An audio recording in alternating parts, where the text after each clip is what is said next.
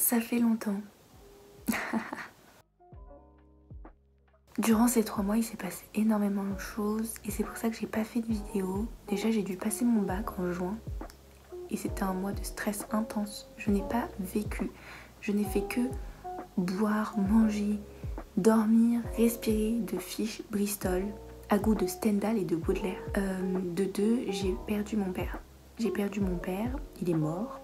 Et en fait, sur le coup, c'était pas si dur que ça, mais après, j'ai eu 2 mois de perte de cheveux. J'ai perdu la moitié de ma masse capillaire. Je perdais des cheveux à n'en plus finir pendant 2 mois, vraiment de mai à aujourd'hui. Je n'ai fait que perdre mes cheveux et ça m'a fait tellement peur que j'ai cru que j'allais me les raser parce que j'avais peur d'avoir des trous. Au final, non, on s'en sort. Ça m'a juste un peu désépaissi la touffe. Mais du coup, là j'ai le deuil qui retombe. C'est Lalo du montage, je suis ici pour vous expliquer mes propos parce qu'il était 3 heures du matin et que j'explique pendant 40 minutes quelque chose d'incompréhensible. Mais ce que je voulais expliquer, c'est par la perte de mes cheveux, j'ai fait le deuil physiquement et que du coup là, le deuil mental commence, le vrai deuil au final commence vraiment et c'est pour ça que ces derniers jours, je n'ai pas été bien. Voilà. Ça fait genre 3-4 jours que je suis pas du tout bien et je ne savais pas pourquoi. Et du coup t'es en mode putain mais pourquoi ça va pas, j'ai tout pour aller bien. Bah cocotte, c'est pas comme si t'avais perdu ton père il y a genre 2 mois. Du coup je suis trop contente en fait. Parce que là ça faisait 4 jours j'étais en perte. Je savais pas pourquoi j'allais pas bien. Et je me suis posée et j'ai réfléchi et j'ai creusé dans ma tête. J'avais mal à la tête tellement je réfléchissais à pourquoi ça allait pas.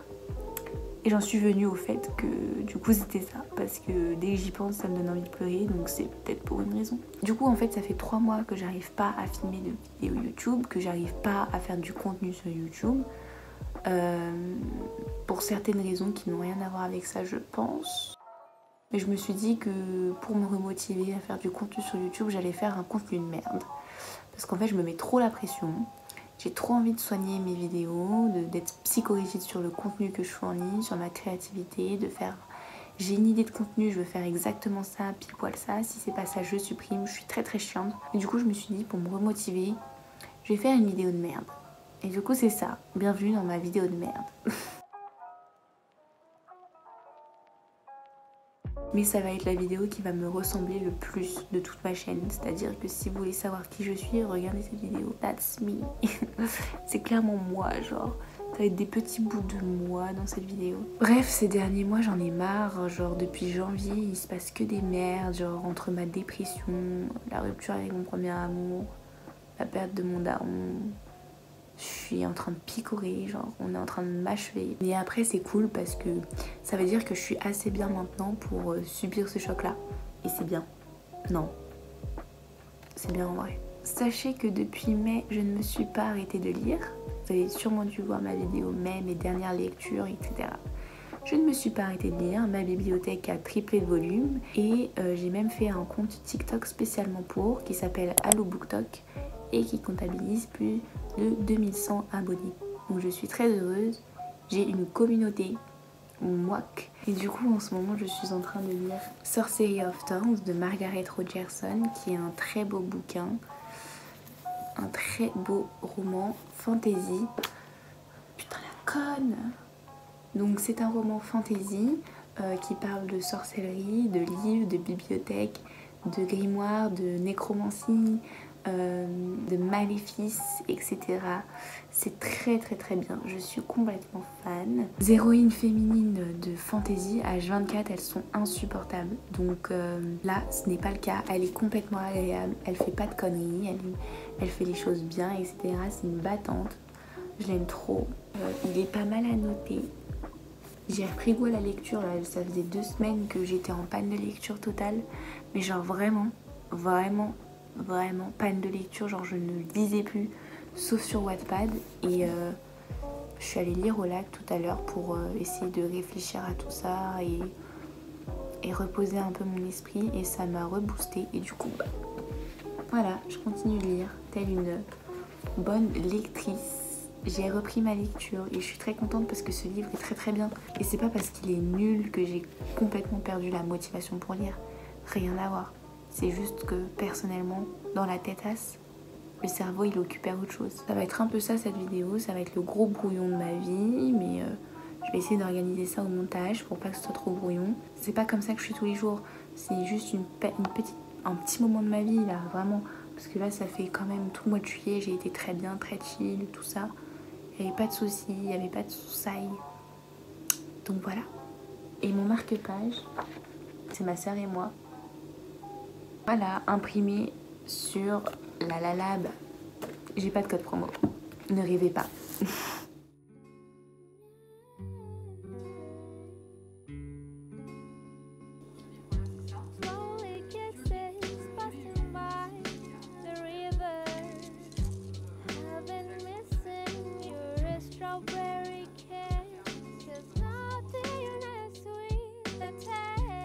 Je viens de finir un live TikTok. Parfois ça m'arrive de venir en live sur TikTok quand je fais quelque chose et voilà, au moins une fois par semaine j'essaye d'être en live sur TikTok. Et souvent c'est très sympa parce que ça me permet de discuter avec ma communauté et aussi de découvrir des gens et que des gens me découvrent, mais plus personnellement que mon contenu sur l'application. Et voilà, du coup on a un peu parlé de livres, on m'a conseillé une romance qui a l'air très bien. De YouTube, il y avait une personne qui me posait plein de questions sur divers sujets, donc du coup on a parlé de la vision des hommes sur la femme, etc. Et c'était très enrichissant. J'ai réussi à monter ma vidéo, donc je suis sûre et certaine qu'elle va sortir et je suis très contente de ça. J'en pouvais plus, ça fait 3 mois et j'ai été débloquée, c'est trop bien. C'est trop bien, je suis trop contente d'être débloquée, genre d'avoir compris quoi. Que c'était ça qui me rendait mal et tout ça, et du coup je suis débloquée, j'ai réussi à filmer, à monter, c'est trop bien, j'arrive à lire, je suis complètement débloquée, ma créativité est complètement débloquée, donc je suis un peu sous le choc parce que je suis pas censée être contente, je suis censée être triste vu que maintenant je sais pourquoi je suis triste, mais ce n'est pas le cas. Mon cerveau avait juste besoin de me dire, Lou, n'oublie pas ça.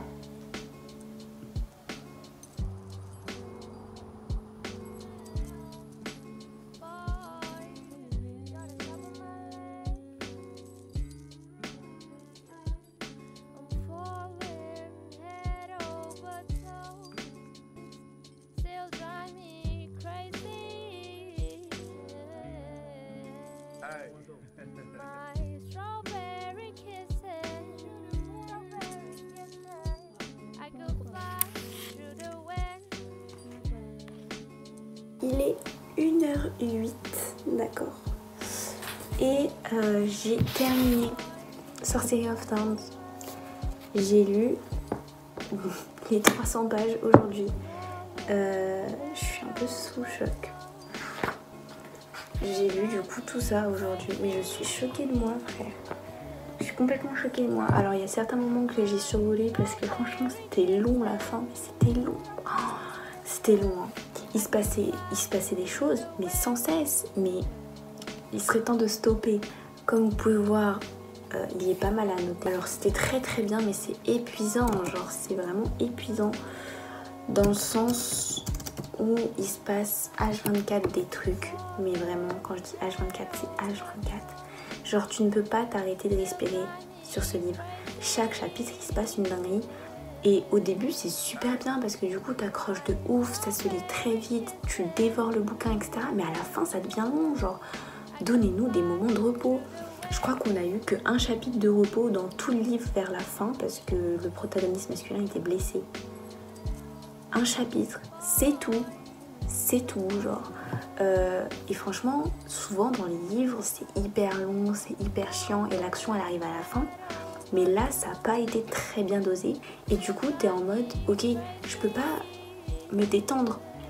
Donc, à part le début qui est chill, l'épilogue qui est super chill, tu n'as aucun moment de répit dans le bouquin. Donc voilà, et c'est pour ça que je vais mettre 4 sur 5. Parce que j'ai été fatiguée de lire ce livre. Il était trop mouvementé, il se passe trop de trucs. T'as jamais le temps de te reposer, sincèrement. Et c'est bien, mais il faut savoir doser, wesh. Oh, doser un petit peu l'action. Il faut doser l'action. On n'est pas dans un James Bond, on est dans un livre. Du coup, c'est compliqué quoi, de tenir la route, etc. De toujours être à fond dans le livre quand il se passe tout le temps 90 000 trucs et que tu as du mal à suivre. Bref, du coup, là, je vais faire la revue sur TikTok et après, je vais le mettre dans ma bibliothèque et je vais le classer. Je vais le tamponner et je vais enfin pouvoir changer de livre parce que ça fait plus d'une semaine et demie que je suis dessus vu que j'ai eu ma panne de lecture. Je lisais 10 pages par 10 pages, genre.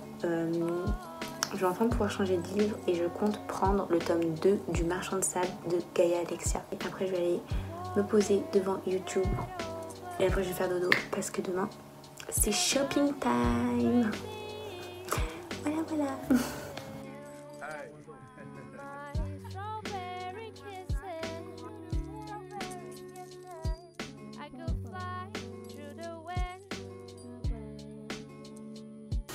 Je reviens du coup de la séance shopping, je suis émotionnellement instable. Du coup je suis partie à Pimki. J'ai acheté des petites boucles d'oreilles comme ça, trop mignonnes. Et j'ai acheté ce que je veux depuis super longtemps, une chaîne de bidon.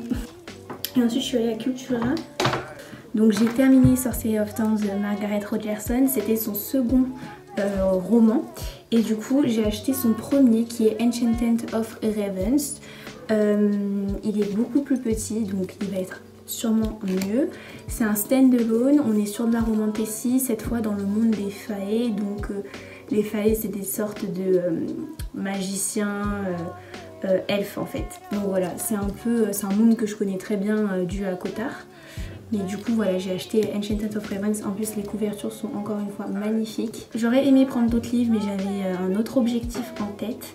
J'ai racheté un journal intime parce que donc avant j'avais lui qui est un Luxter. Il y a énormément de pages, c'est super, mais je l'ai terminé du coup il me semble en mars. Du coup je suis passée à un journal de secours. Un que j'avais un peu utilisé, je l'ai pris. C'est un ouverture. Il y a un index qui fait genre littéralement une seule page. Et il n'y a pas beaucoup de pages en fait. Il y en a 170. Et les pages sont pointillées, donc ça c'est cool. On a un marque-page, elles sont numérotées, c'est super bien. Mais du coup, il fait mars, août. Il fait une petite partie de ma vie, quand même une partie très importante, mais du coup il est rempli de négativité et j'aime pas du tout comment j'ai... Enfin, en fait j'écris au stylo plume mes journées, mais voilà. Il n'y a pas d'organisation, c'est vraiment un truc un peu brouillon. Du coup j'avais besoin de racheter un carnet propre avec lequel je vais pouvoir commencer mon année en septembre. En pouvant mettre les points sur les i, les barres sur les t, et en ayant une organisation claire dans ce bouquin qui est vierge, je ne l'ai pas commencé. Du coup, j'ai pris un carnet de chez Covadis, couverture dure en jaune parce que ça va peut-être égayer mes journées. Il est trop mignon et il y a énormément de pages. Il y en a 215. Il y en a 215. Elles sont pointillées, elles sont épaisses et l'index fait 5 pages. Donc ça c'est super bien et c'est du coup t'es pas restreint au niveau de ton index. Et du coup j'ai acheté aussi pour le kiff 12 petits stylos gel pailletés, un Papermate noir. Voilà, je suis très contente de mes petits achats. La vie est très chère et à chaque fois ça me met un coup au moral parce que j'ai dépensé 60 € là-dedans. C'est énorme. Franchement c'est compliqué de se faire plaisir là. Parce que tu te fais plaisir mais en même temps t'as le compte en banque vide quoi, donc bon, super.